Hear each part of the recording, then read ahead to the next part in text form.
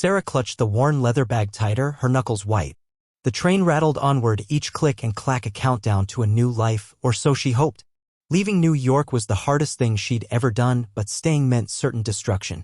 The grimy window reflected her image, a young woman barely 20 with haunted eyes and a fragile frame. She was running from the shadows that had clung to her since childhood. Montana. The word felt foreign on her tongue, a land of wide-open spaces and endless skies. A place where, maybe, just maybe, she could breathe again. The advertisement in the newspaper had been simple: wife wanted. Rancher. Promise, Montana. She'd answered it with trembling hands, pouring out her story in a letter, omitting the worst parts but hinting at the darkness she was desperate to escape. Caleb. His name was etched in her memory. His letters had been short, practical, but filled with a quiet strength that resonated within her. He hadn't promised her riches or romance, just a home and a chance to work hard. That was enough. More than enough. Fear gnawed at her. What if he didn't like her? What if she couldn't handle the work? What if the darkness followed her, even here, to this remote corner of the world? She closed her eyes, picturing the rolling hills and the vast, open sky she'd seen in the pamphlets about Montana. She had to be strong. She had to believe that this was her chance. The train lurched to a halt. Promise, Montana, the conductor bellowed. Sarah's heart hammered against her ribs. This was it. Her new beginning. Taking a deep breath, she stepped off the train and onto the dusty platform, her eyes scanning the crowd for a sign of the silent cowboy who held the key to her future. A man stood apart from the others, tall and broad-shouldered, his face weathered by the sun. He held a simple sign: Sarah. The sun beat down on Sarah as she waited, her gaze fixed on the tall figure holding the sign. Caleb. He approached slowly, his eyes, the color of the Montana sky after a storm, meeting hers. He didn't smile, but there was a hint of something: kindness in his gaze. Sarah, he asked, his voice a low rumble. She nodded, unable to speak. He took her bag, his touch surprisingly gentle. Welcome to Promise. As they rode in his wagon, the landscape blurring into a tapestry of greens and browns, Sarah's mind drifted back. Back to the cramped apartment in New York. Back to the constant fear that had been her only companion. A small hand, no older than 6, reaching for a cookie on the counter. A shout, a slap, the cookie snatched away. Greedy girl, you don't deserve that. Her mother's face, twisted with anger. Later, the darkness in the basement, the creak of the stairs. A different face, leering, smelling of cheap whiskey. Don't tell your mother, Sarah. This will be our little secret. She flinched, the memory sharp and painful. It was like a brand seared onto her soul. These memories were like unwelcome guests, barging in whenever she tried to relax. Another memory surfaced, huddling in the corner of her room, clutching a tattered book of fairy tales, escaping into worlds of brave knights and kind princesses. Those stories had been her only solace, her only hope that somewhere, somehow, there was a better life waiting for her. Caleb glanced at her, his brow furrowed. You all right? Sarah blinked, startled back to the present. Yes, she whispered, forcing a smile. Just tired. He didn't press, but she saw the concern in his eyes. Maybe, just maybe, she wasn't alone anymore. The ranch house was small, but sturdy, a haven against the vastness of the Montana landscape. Caleb showed Sarah to her room, a simple space with a bed, a dresser, and a window overlooking the rolling hills. Supper's at 6, he said, then quietly left her to unpack. Left alone, Sarah sank onto the bed, the weight of her past pressing down on her. Another flashback, her stepfather looming over her, his breath hot and sour. You're a pretty thing, Sarah. A real pretty thing. His hand reaching for her, her desperate struggle to get away. Later, her mother's cold indifference. It's your fault. You shouldn't tempt him. The words were like shards of glass, cutting deep. Sarah had learned early on that she was worthless, a burden, a target. The memory of her 18th birthday was especially painful. Her stepfather had given her a gift, a cheap, lacy dress that made her skin crawl. That night, she'd made a decision. She couldn't stay. She had to escape, even if it meant stepping into the unknown. She'd seen the advertisement for a mail-order bride and, desperate, she'd responded. She embellished her skills, exaggerating her ability to cook and clean and care for animals. She had to make herself desirable, someone worthy of saving. Another memory, this one more recent, sitting in the train station, clutching her ticket, watching her reflection in the glass. A mix of fear and determination in her eyes. She was leaving everything behind, severing the ties that bound her to a life of pain. She had chosen Caleb because his letters were simple and honest. He hadn't promised her love, but he had offered her safety, a place to belong. And that, more than anything, was what she craved. A safe place to heal, to breathe, to finally be free. She hoped that promise, Montana, and this silent cowboy would provide it. Supper was a quiet affair. Caleb cooked a simple meal of beans and biscuits, his movements economical and precise. Sarah tried to make conversation, asking about the ranch, the weather, anything to fill the silence. But Caleb's answers were brief, polite but reserved. The ranch is small, he said, but it's enough. We raise cattle, mostly. The weather can be unpredictable, he added, be ready for anything. Sarah felt a pang of disappointment. She had hoped for more, for some sign that he was happy she was here. But maybe she was expecting too much too soon. He was a man of few words, that was clear. After supper, she offered to help with the dishes. He hesitated, then nodded. As they worked side by side, the only sound the clinking of plates and the soft whoosh of water, Sarah felt a strange sense of peace settle over her. It wasn't the passionate romance she had read about in her fairy tales, but it was calm. Later, as she lay in bed, the unfamiliar sounds of the ranch, the chirping of crickets, the distant howl of a coyote, lulled her into a restless sleep. She dreamed of dark basements and leering faces, but also of wide-open skies and a silent cowboy with kind eyes. The next morning, Caleb woke her before sunrise. Chores, he said simply, handing her a pair of worn gloves. Sarah followed him outside, her heart pounding with a mix of fear and anticipation. She had never worked on a ranch before.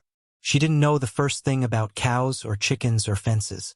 As she watched Caleb milk a cow with practiced ease, she felt a wave of inadequacy wash over her. What had she gotten herself into? She was a city girl, fragile and broken. How could she ever hope to survive in this harsh, unforgiving land? But then, she remembered why she was here. She wasn't just surviving. She was building a new life, and she wouldn't let her past destroy her future. The next few weeks were a blur of hard work and awkward silences. Sarah struggled with the chores. She milked the cows too hard, earning a disgruntled moo and a splash of milk in her face. She tripped over the chickens, scattering feed and feathers everywhere. She even managed to get a fence post stuck in the mud, requiring Caleb to use all his strength to dislodge it. Communication was equally challenging. Caleb's vocabulary consisted mainly of nods, grunts, and the occasional monosyllabic answer. Sarah, used to the bustling chatter of New York, found his silence deafening. One evening, she tried to explain how to make a proper cup of tea, detailing the exact temperature of the water and the precise steeping time.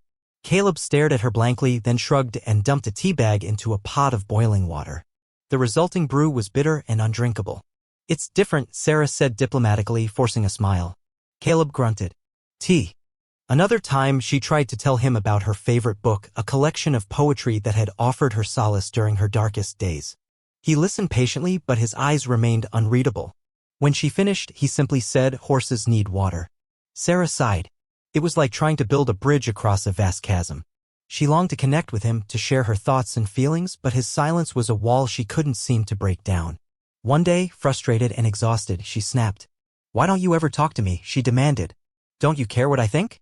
Don't you want to know anything about me? Caleb looked at her, his eyes filled with a sadness she couldn't understand. He opened his mouth to speak, then hesitated as if the words were too painful to utter. Finally, he simply shook his head and walked away, leaving Sarah feeling more alone than ever. She wondered if she had made a terrible mistake. Maybe she wasn't meant to be saved. Despite the communication barrier, Sarah began to notice small things. Little acts of kindness that spoke louder than any words. One morning, she woke up to the smell of freshly baked bread. Caleb had gotten up early and made it himself, leaving a warm slice on her bedside table. He didn't say a word, but his eyes held a hint of something. Another day, a storm rolled in, fierce and sudden. Sarah was terrified, the thunder and lightning triggering old memories of hiding in the basement. Caleb found her huddled in a corner, trembling. He didn't try to comfort her with words, but he sat beside her, his presence a solid, reassuring force. He also started fixing her meals. He noticed she wasn't eating much and began preparing dishes he thought she would like, simple things like stewed apples and cornbread. He even picked wildflowers and placed them in a jar on the kitchen table, a splash of color in the otherwise Spartan room. Sarah also noticed he was mending fences she had damaged without complaint. One particularly tangled mess she made with barbed wire was fixed as neatly as if it had never happened. He never mentioned it. One evening she found him sharpening her knife. She had been struggling to cut vegetables for supper, the dull blade making the task even more difficult. He didn't say anything, just took the knife and carefully honed the blade until it gleamed. He handed it back to her, his eyes meeting hers for a brief, intense moment. These small gestures, these quiet acts of kindness, began to chip away at the wall between them. Sarah realized that Caleb may not be a talker, but he showed he cared in his own way. She began to understand that love wasn't always about grand pronouncements and passionate embraces. Sometimes it was about a warm slice of bread, a steady presence during a storm, or a sharpened knife. These were the actions that spoke volumes. These acts began to give her hope that she could have a good life here. These small gestures began to thaw her heart. One sweltering afternoon, they discovered that one of the cows, Bess, was sick. She lay listlessly in the field, her breathing shallow and ragged. Caleb immediately recognized the symptoms, milk fever. He needed to get her calcium and fast. "I need your help," he said, his voice urgent. It was the most he had spoken to her at one time since she arrived. Sarah, despite her fear of the large animal, didn't hesitate. She followed Caleb's instructions, fetching water, sterilizing the needle, and holding Bess steady as Caleb administered the injection. The cow was heavy and Sarah struggled to keep her in place. But she focused on Caleb's calm voice, his steady hands, and the shared goal of helping the animal. As they worked, something shifted between them. The silence wasn't awkward anymore, but purposeful, a shared understanding of what needed to be done. They were a team, working together, relying on each other. After what felt like hours, Bess slowly began to recover. She lifted her head, her eyes regaining their spark.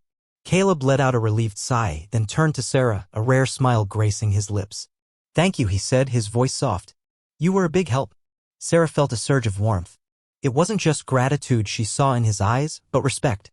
He had seen her strength, her willingness to help, and he appreciated it.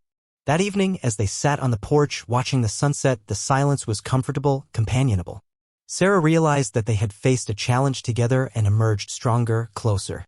The shared experience had forged a bond between them, a foundation of trust upon which they could build something real. Bess was fine now, and so was the trust between Sarah and Caleb.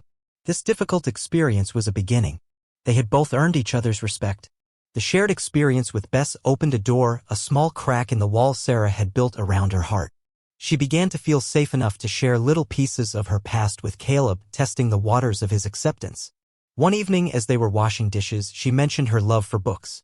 "I used to spend hours in the library," she said, lost in stories. "It was my escape." Caleb nodded, his eyes thoughtful. "What kind of stories?" "Fairy tales, mostly," Sarah admitted, a blush creeping up her neck. "Stories about brave knights and happy endings." He didn't laugh or mock her.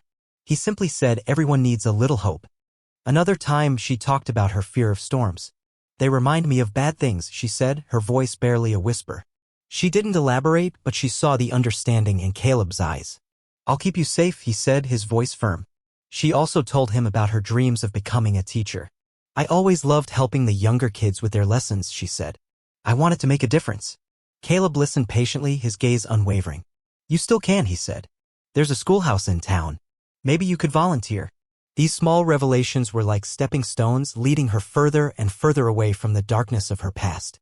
With each shared memory, each whispered secret, she felt a little lighter, a little freer. One night, as they sat on the porch watching the stars, she almost told him everything. Almost. But the words caught in her throat, fear holding her back. What if he couldn't handle the truth? What if he rejected her, just like everyone else? She took a deep breath and settled for a smaller truth. "It wasn't always easy," she said, her voice trembling. "Back in New York." Caleb reached out and took her hand, his touch gentle but firm. "I know," he said. "You don't have to tell me everything. Just know that I'm here." His touch reassured her. It was a start.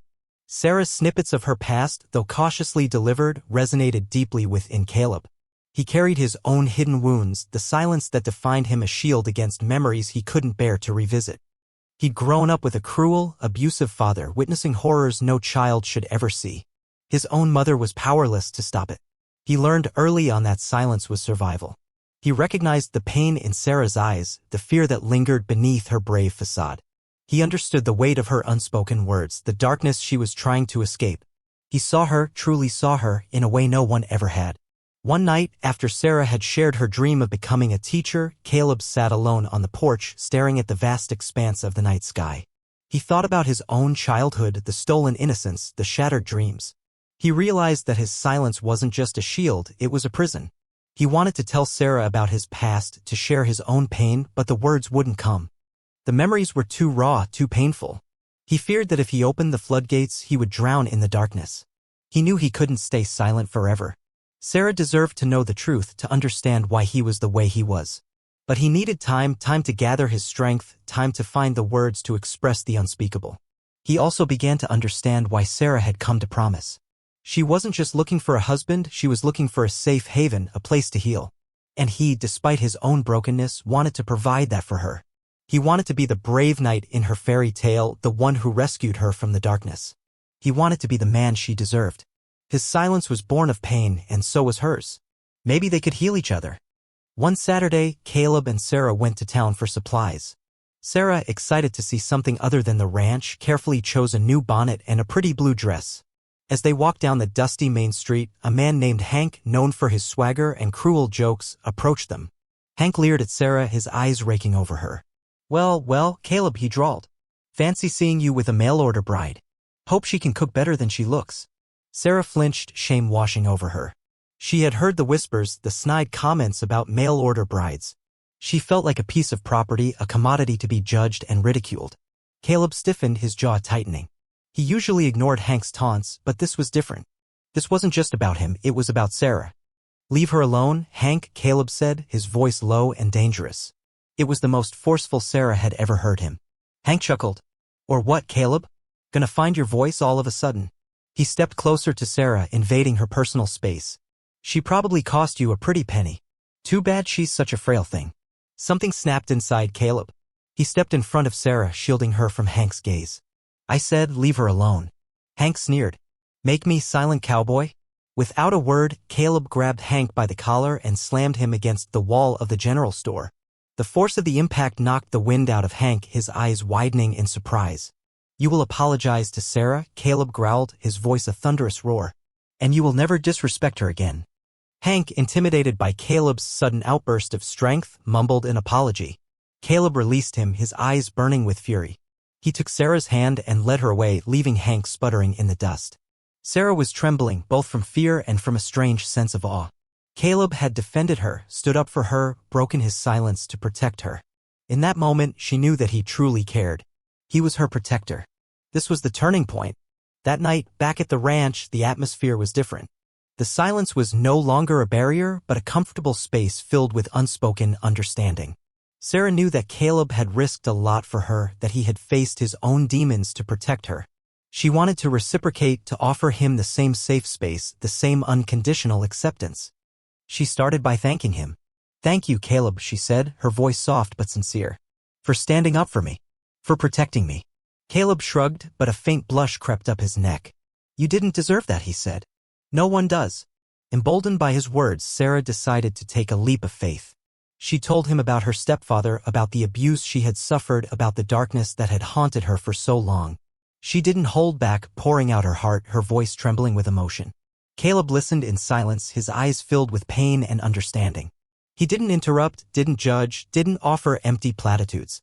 He simply held her hand, his touch a silent reassurance. When she finished, exhausted and vulnerable, he finally spoke. I understand, he said, his voice rough with emotion. More than you know. Then he began to share his own story. He told her about his abusive father, about the years of fear and silence, about the scars that still lingered beneath the surface. He spoke haltingly at first, the words tumbling out in a rush, then slowing to a trickle as he relived the painful memories. Sarah listened with compassion, her heart aching for the little boy he had once been. She understood now why he was so silent, why he was so guarded. He had been protecting himself, just like she had. As they shared their stories, a deep connection formed between them, a bond forged in shared pain and mutual understanding. They were no longer just strangers bound by a mail-order marriage. They were two wounded souls, finding solace and healing in each other's arms. They connected emotionally and spiritually.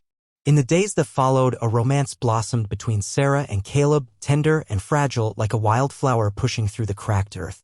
They found comfort in each other's presence, a sense of peace they had never known before. Caleb began to speak more freely, sharing his thoughts and feelings without hesitation. He told Sarah about his dreams for the ranch, his hopes for the future. He even started reading her poetry, his voice low and hesitant at first, then growing stronger with each verse. Sarah, in turn, embraced her newfound freedom. She started volunteering at the schoolhouse, teaching the children to read and write. She found joy in their eagerness to learn, their bright smiles a balm to her wounded soul. They spent their evenings on the porch, watching the sunset, their hands intertwined. They talked about everything and nothing, their words flowing freely, their hearts open and vulnerable. One night, Caleb turned to Sarah, his eyes filled with love. "I never thought I could feel this way," he said, his voice husky with emotion. "I never thought I deserved to be happy." Sarah smiled, her heart overflowing with love. "You do," she said. "We both do." They leaned in and kissed, their lips meeting in a tender embrace. It wasn't a passionate, fiery kiss, but a gentle, healing one. It was a promise of love, of acceptance, of a future filled with hope. They discovered what true love meant, not just passion and romance, but also safety, trust, and unconditional acceptance. It meant seeing each other's flaws and loving them anyway. It meant supporting each other's dreams and helping each other heal. Sarah had finally found her brave knight, and Caleb had finally found his reason to break his silence. They were two broken souls, mending each other, one small act of kindness at a time. Their love grew stronger every day. They were finally free. They were finally home.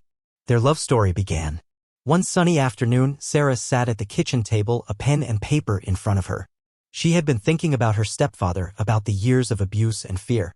She realized that she couldn't truly move on until she confronted her past, until she released herself from the chains of her childhood trauma. Caleb watched her, his eyes filled with concern. He knew what she was doing, and he admired her courage. He sat beside her, his presence a silent source of support. "Are you sure you want to do this?" he asked, his voice soft. Sarah nodded, her eyes filled with determination. "I have to," she said. "I can't let him control me anymore." She began to write, her hand trembling at first, then growing steadier with each word. She poured out her anger, her pain, her fear. She accused him of his crimes, of stealing her innocence, of poisoning her life. She didn't hold back, didn't sugarcoat anything. She told him exactly how he had made her feel, how he had damaged her soul. She wrote about the nightmares, the flashbacks, the constant fear that had followed her for so long. She also wrote about her new life, about Caleb, about the love and acceptance she had found in Promise, Montana. She told him that he no longer had any power over her, that she was finally free. When she finished, she was exhausted but exhilarated. She had faced her demons and emerged victorious. She had taken back her power. Caleb took the letter and read it, his face grim. When he finished, he looked at Sarah, his eyes filled with pride. "You're the strongest person I know," he said. Together, they walked to the post office and mailed the letter. As they watched it disappear into the mailbox, Sarah felt a weight lift from her shoulders. She was finally free. She had confronted her past and embraced her future. She was ready to live her life to the fullest, with Caleb by her side. It was a day of freedom. A few weeks later, Sarah noticed Caleb spending a lot of time in the barn, hammering and sawing. He was secretive about it, deflecting her questions with a smile and a shrug. She wondered what he was up to, her curiosity piqued. One evening, as the sun began to set, Caleb led Sarah to the porch. There, hanging from the sturdy beams, was a beautiful wooden swing. It was simple but elegant, crafted with care and attention to detail. Sarah gasped, her eyes filling with tears. "It's beautiful, Caleb," she said, her voice choked with emotion. "Thank you." Caleb smiled, his eyes shining with love. "I wanted you to have a place where you could relax, where you could feel safe," he said. "A place where we can watch the sunset together." Sarah sat on the swing, Caleb beside her. They began to swing gently back and forth, the rhythmic motion soothing her soul. The sun dipped below the horizon, painting the sky in vibrant hues of orange, pink, and purple. As they watched the sunset, Sarah realized that the swing was more than just a piece of furniture. It was a symbol of their love, a testament to their healing journey. It was a place where they could share their dreams, their fears, their hopes for the future. It was also a symbol of peace. A place where Sarah could finally feel safe and secure, far away from the darkness of her past. A place where she could simply be herself without fear of judgment or abuse. The swing was a gift, a tangible expression of Caleb's love and commitment. He had built it with his own hands, pouring his heart and soul into every nail and plank. It was a promise that he would always be there for her, that he would always protect her, that he would always love her.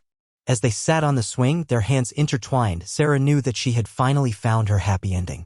She had found her home, her family, her love. She had found her peace. The swing was the perfect symbol of their shared lives. Time passed, and the ranch flourished under Sarah and Caleb's care. Sarah's teaching at the schoolhouse became a passion, and the children adored her. Caleb continued to work the land, his silence now a comfortable companion rather than a barrier. They were building a life together, brick by brick, filled with love, laughter, and shared dreams. One evening, as they sat on the swing, watching the sunset, Sarah turned to Caleb, her eyes shining with happiness. "I never thought I could be this happy," she said. "Thank you for saving me." Caleb smiled, his eyes filled with love. "You saved me too, Sarah," he said. "You showed me how to break my silence, how to forgive, how to love again." They embraced, their bodies pressed close, their hearts beating as one. The future stretched before them, vast and unknown, but they were ready to face whatever came their way, together. Sarah knew that life wouldn't always be easy. There would be challenges, setbacks, moments of doubt. But she also knew that she wasn't alone.